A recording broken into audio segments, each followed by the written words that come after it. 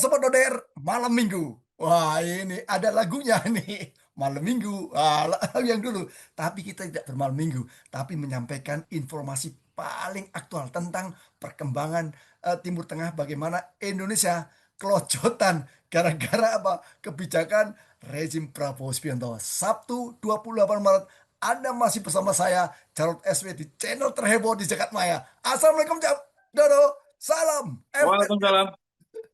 Waalaikumsalam warahmatullahi wabarakatuh dan selamat sore pemirsa Freedom and Fairness di seluruh Nusantara. Mau bahas apa nih, Cak? Tadi mau ditindaklanjuti ya soal kebijakan Presiden Prabowo ya. Apa nih, Cak, Iya, yang paling menggelikan ini? ini yang terbaru dari Filipina. Bagaimana Ya. presiden sana itu sudah bilang krisis energi setelah karyawannya, Hmm. para pekerja diharuskan untuk berjalan kaki ke kantor. Sekarang bersama Vietnam menunda puluhan penerbangan gara-gara krisis aftur. Coba Hmm. bayangkan, seperti apa Indonesia perkembangannya dari krisis di Timur Tengah ini. Kita bahas bersama Cak Dodo. Siap. Jadi kalau berkaitan dengan penghematan, penghematan yang sudah mungkin akan segera dilakukan adalah pegawai negeri ASN sekarang bekerja dari rumah atau work from home. Seminggu 2 kali, Senin dan Jumat. Tapi itu sudah menjadi perdebatan karena kalau Senin dan Jumat artinya orang akan libur dari Jumat sampai Selasa. Kerja hanya Rabu, Selasa, Rabu, Kamis. Kamis, ya. Ini akan menjadi perdebatan. Jadi liburnya tidak boleh Senin dan Jumat untuk WFH-nya. Itu upaya dari pemerintah kita menghadapi krisis energi di dunia. Tetapi perlahan dan pasti Indonesia akan mengalami nasib yang lebih buruk lagi. Tidak sekedar WFH seminggu 2 kali, harus melakukan penghematan-penghematan yang lain. Apalagi nih, Cak Jarot, sahabat Ya. Doder, Jadi gini, kapal Indonesia, kapal ya. pembawa minyak Indonesia yang melintas di Selat Hormuz itu dilarang melintas oleh Iran. Prihatin sekali itu terjadi pada negara kita. Dan kalau kita kita riset penyebab-penyebabnya bisa kita rumuskan dalam 6 penyebab Iran melarang kapal Indonesia melintas di Selat Hormuz. Spell, Cak, buat Iya, Sobat Doder, Cak. Spill. iya. Jadi saya harus baca ini. Setidaknya ada 6 dosa Indonesia di mata Iran, sehingga kapal Indonesia dilarang melintas di Selat Hormuz. Yang tentu saja dampaknya akan sangat buruk sekali bagi Indonesia.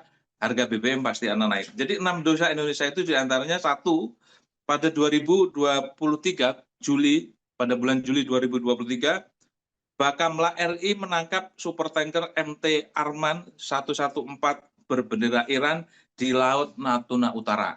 Itu. Hmm. Kedua, Indonesia menolak keikutsertaan Iran dalam Multinational Naval Exercise Komodo atau MNEC di Bali 15 sampai 22 Februari 2025. Bayangin, Iran ditolak oleh Indonesia. Yang ketiga, Indonesia bergabung ke BOP, Board of Peace, di mana itu jelas-jelas tidak berdiri sebagai penengah, tetapi berdiri di barisannya Israel dan Amerika Serikat. Yang keempat, tidak mengucapkan bela sungkawa atas wafatnya Ali Khamenei. Bayangkan sebuah negara yang berdaulat dan memiliki hubungan diplomatik di Indonesia, kepala negaranya meninggal, presidennya tidak mengucapkan bela sungkawa dan tidak mengutuk. Berbeda dengan Malaysia, yang saat itu juga Perdana Menteri Malaysia mengucapkan bela sungkawa dan mengutuk. Indonesia baru 4 hari kalau nggak salah mengucapkan bela sungkawa, tapi tidak mengutuk. Yang kelima, Indonesia juga tidak mengucapkan selamat atas diangkatnya Mojtaba Khamenei, presiden yang baru ya. Indonesia tidak mengucapkan selamat. Yang keenam, tidak mengutuk agresi militer Amerika dan Israel ke Iran. Ya, kita tentu bisa memaklumi ya bagaimana sakit hatinya Iran terhadap Indonesia, dan hari ini dibalas dengan dilarangnya kapal Indonesia melintas di Selat Hormuz, sesuatu yang dikhawatirkan oleh negara-negara di seluruh dunia manakala Selat Hormuz ditutup. Dampaknya akan sangat besar bagi perekonomian di sebuah negara. Jadi Begitu, coba, Cak.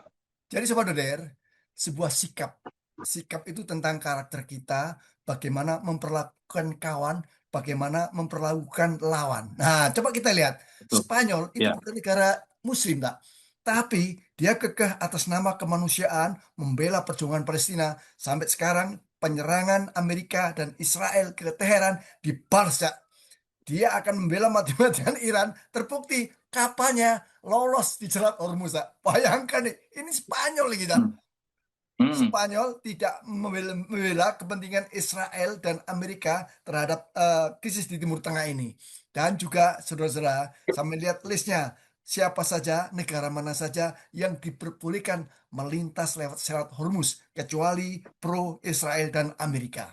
Hmm. Apakah kita, NKRI, termasuk dalam negara-negara blok Amerika, Cak? Dengan peristiwa dilarangnya melintas di Selat Hormuz, Iran menganggap Indonesia sebagai musuh. Iran menganggap Indonesia sebagai barisan yang berada di kelompoknya Amerika dan Israel. Sudah jelas. Dan ini sebetulnya pelajaran sangat berharga dari Presiden Prabowo dan juga presiden yang akan datang dan presiden-presiden Indonesia, bahwa kebijakan itu harus mengakomodasi dan melihat respon masyarakat. Kalau seperti ini yang terjadi kan yang rugi masyarakat kita, karena sebentar lagi harga-harga pasti naik, harga BBM naik karena angkutannya melipir jauh, tidak melalui Selat Hormuz, kecuali presiden melakukan terobosan yang sangat radikal gitu ya, yang sangat berani terhadap Iran, melakukan negosiasi dan lain sebagainya.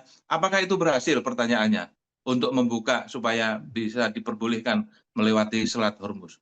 Jika tidak, maka sudah bisa dipastikan kesulitan akan menimpa bangsa Indonesia yang dilakukan oleh kebijakan presiden yang tidak mendengar, tidak merespon, dan tidak melihat kenyataan bangsa Indonesia, sehingga apa yang dilakukan hanya tafsir pribadi, tafsir kelompoknya, dan tafsir orang-orang sekelilingnya. Tapi yang justru menerima beban paling berat dan paling besar adalah rakyat Indonesia. Ini catatan penting.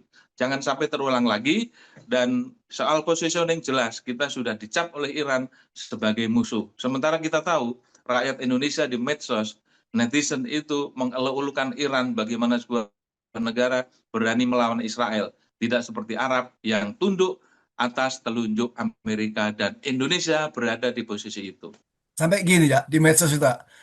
Yang membuat keputusan itu pemerintah, rezim Prabowo. Tapi Hmm. yang menanggung akibatnya rakyat Indonesia. Masih beruntung ada Presiden Megawati. Tahun berapa nih ya? Presiden kelima Megawati yang Hmm. mengucapkan belasungkawa. Datanglah Dubes Iran ke rumah Megawati. Masih untung kita Hmm. punya mantan Wakil Presiden Yusuf Kala yang juga berdialog didatangi oleh eh, Duta Besar Iran di Jakarta. Dan, Cak, Hmm. beberapa hari lalu, JK lah yang berangkat, yang diterima Teheran untuk menjadi penengah dalam kasus krisis di Timur Tengah.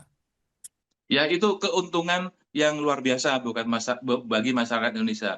Masih ada pejabat mantan pejabat Republik Indonesia yang masih dipercaya oleh negara lain. Artinya ada harapan, ada secerca harapan bahwa kondisi buruk bisa jadi tidak seburuk yang dibayangkan. Karena masih ada secara personal mantan pejabat seperti Megawati dan Yusuf Kala yang tetap membangun komunikasi yang amat sangat baik, yang seharusnya itu dilakukan oleh pejabat aktif, oleh wapres yang dielu-elukan oleh 70% pemilih Indonesia gitu. Tapi yang terjadi apa? Tidak seperti itu. Kita tidak melihat ada keberanian pejabat, terutama wapres, untuk menjadi ban serep ketika Prabowo terdesak. Ketika Prabowo salah langkah, wapres tidak memberikan masukan, tidak memberikan alternatif, dan tidak memberikan solusi untuk bangsa negara. Yang ada di otak dia adalah 2029. Prihatin sekali kita punya wapres seperti itu, Cak Jarod. Aktivitas Wapres Gibran itu terpantau dalam beberapa hari terakhir. Bagaimana selama liburan dia mengajak keluarganya, istri, anaknya itu tamasya ya.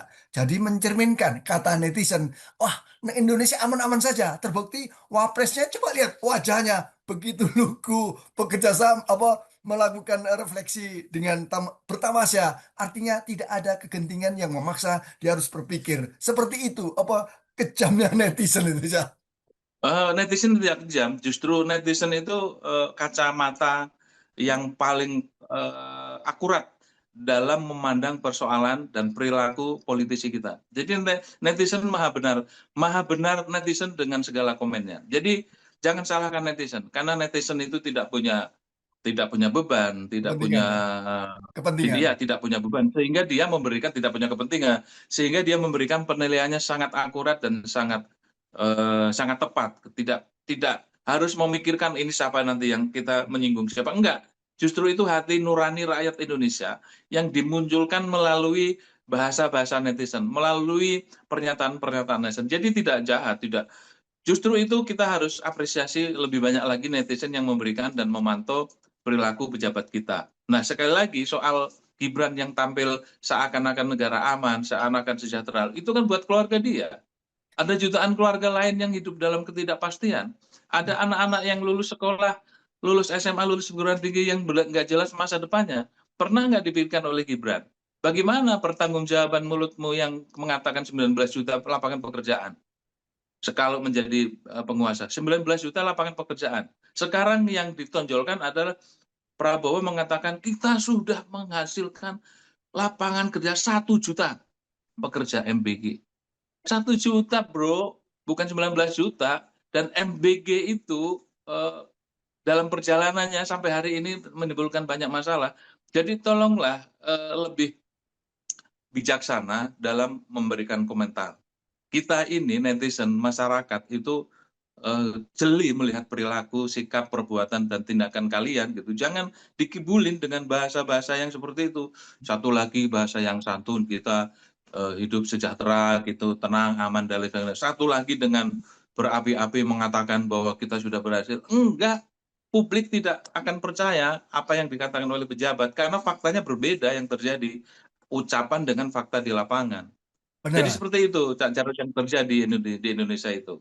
Benar, Sobat Doder, apa yang dikatakan Cak Dodo. Coba kita lihat tampilan dari Menteri SDM. Bagaimana dia bilang mengajak masyarakat untuk hemat gas. Ini mencerminkan bagaimana si Bahlil ini dalam situasi tertekan. Dia mengucap, ayo masyarakat, gunakan gas secara bijaksana. Kalau masakan sudah matang, matikan kompor. Ini kan dalam situasi genting dia terpaksa harus berucap dan salah ini, Cak. Itu pernyataan yang tidak hanya sekedar merendahkan akal sehat. Itu pernyataan seharusnya tidak muncul dari mulut seorang menteri, di mana ibu-ibu seluruh Indonesia itu kalau urusan penghematan itu nomor satu gitu loh. Mematikan kompor setelah memasak itu nggak perlu menteri mengucapkan seperti itu, nggak usah disuruh. Ibu-ibu itu paling hemat, paling bisa melakukan penghematan. Mengapa harus disampaikan dan itu seorang menteri yang mengatakan pernyataan yang sangat naif dan bodoh, ya. Siapapun ibu di Indonesia habis masak pasti dimatikan kompornya. Kalau nggak dimatikan ya kebakaran gitu. Jadi itu saran ataupun perintah ataupun apa ya, saran, perintah, himbauan yang tidak perlu, naif dan norak sekali gitu loh. Nah, menteri seperti ini masih dipertahankan. Kenapa dia bisa bertahan? Karena setiap kali ucapan yang muncul adalah narasi-narasi yang mengagetkan. Mengagetkan kalau itu sifatnya produktif dan bagus, positif, boleh saja. Ini mengagetkannya kita betul-betul kaget punya kualitas SDM sekelas menteri seperti itu. Itu yang terjadi sehingga dia di dunia medsos masih trending. Tapi trendingnya bukan karena keberhasilan, trendingnya karena ucapannya yang nyeleneh, yang ngawur, yang menyakiti hati rakyat, yang norak, dan yang nggak perlu itu diucapkan. Kan Iya, itu ya sebagian masyarakat itu menjaga eksistensi pejabat itu dengan mengeluarkan pernyataan-pernyataan yang aneh sehingga viral, sehingga keberadaannya selalu trending. Bukan itu yang kita mau. Yang ya, kita mau adalah pejabat yang cerdas, yang solutif, yang presisi mengambil kebijakan, mengambil solusi, menghasilkan solusi untuk kepentingan masyarakat Indonesia, bukan yang bombastis atau yang pernyataan-pernyataan yang bikin kaget dan takjub seperti itu. Dah, Nah, Jarot. Saudara, saya termasuk yang mewakili Anda semua untuk bertanya Hmm. tentang krisis di Timur Tengah. Ketika Megawati muncul sebagai memberikan ucapan belasungkawa terhadap tragedi yang menimpa Iran, Yusuf Kala juga gitu didatangi Dubes Iran dan berangkat ke Teheran untuk berdialog, untuk mencari kemungkinan jalan tengah. Satu pertanyaan, Pak. Kenapa Jokowi tidak tampil di publik untuk ikut membantu menyelesaikan kasus ini? Kasih closing statement, Cak. Ya, sekali lagi kita bersyukur ada Ibu Megawati dan Pak JK yang setidaknya bisa mewakili perasaan jutaan umat Indonesia. Kita prihatin terhadap Prabowo dan Jokowi yang tidak sama sekali merespon apa yang terjadi di Timur Tengah. Kenapa Jokowi juga tidak melakukan hal yang sama dengan Mega maupun Yusuf Kala? Ya karena pada prinsipnya Jokowi adalah Prabowo, Prabowo adalah Jokowi. Mau dikritik sekeras apapun, mereka itu akan selamat sampai 2029. Itu yang dijaga gitu. Jadi kalau kita berharap sesuatu dari Prabowo eh, terhadap Jokowi, ya tidak mungkin mau mereka satu kok. Jadi sekali lagi kita bersyukur pada dan terima kasih kepada Ibu Mega dan Pak JK bisa mewakili perasaan rakyat Indonesia dan setidaknya bisa meredam kemarahan Iran meskipun kemarahan itu sudah ditunjukkan dengan melarang kapal Indonesia melintasi di Selat Hormuz. Mudah-mudahan akan semakin banyak masyarakat yang tidak sedang duduk di pemerintahan punya kepedulian. Mudah-mudahan semua dibalas oleh Allah Subhanahu wa taala atas perilaku, tindakan dan kebijakan para mantan pejabat melihat negara ini dikelola secara Ya. serampangan. Mudah-mudahan masyarakat Indonesia masih bisa kuat dan tangguh mendukung siapapun yang bertujuan untuk mensejahterakan masyarakat Indonesia. Saudara, selamat berweekend. Selamat menikmati kehidupan malam minggu. Tetap istiqomah. Malam itu. Assalamualaikum, Cak Doder. Salam Doder. Waalaikumsalam warahmatullahi wabarakatuh.